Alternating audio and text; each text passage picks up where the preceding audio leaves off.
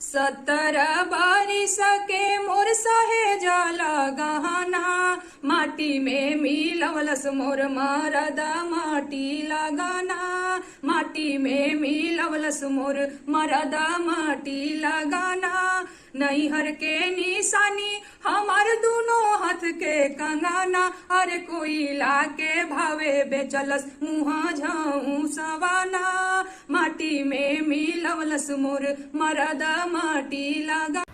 अब तक की सबसे बड़ी खबर दोस्तों, बता दें कि अब तक की सबसे बड़ी खबर यह है कि शाइस्ता प्रवीण की हत्या हो गई है। हालांकि ये पुष्टि नहीं की गई है कि शाइस्ता प्रवीण है या कोई और है। दोस्तों बताया जा रहा है कि शाइस्ता प्रवीण का जो एक शादी का फ़ोटो वायरल हो रहा है, काफ़ी लोगों का कहना है कि अतीक अहमद के मरने के बाद शाइस्ता प्रवीण किसी और से विवाह कर रही है।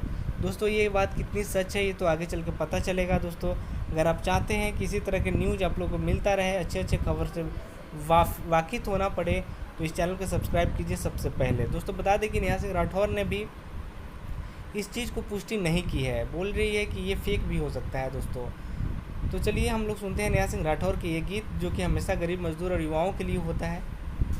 गरीबों के हक के लिए लड़ाइयाँ लड़ने वाली नेहा सिंह राठौर ने एक से एक गरीबों के लिए गीत लेकर आते रहती हमेशा।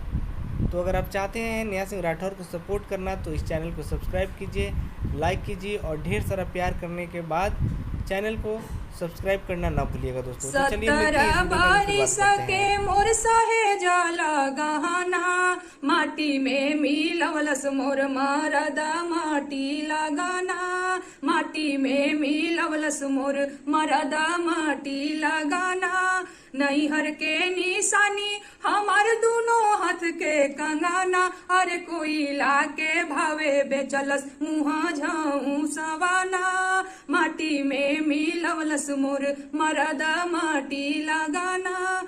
छने लंदन छने पेरिस छने जर्मनी धवाना, अरे करनी धरनी 13-22 खाली गलबा जवाना, माटी में मिलवलस हमार मरद माटी लगाना। पात के टिकुलियों ना दिलस लज लगवाना, अरे रोआ रोआ झांझर कैलस काया डाहा कवाना, माटी में मिलवलस मोर मरद माटी लगाना।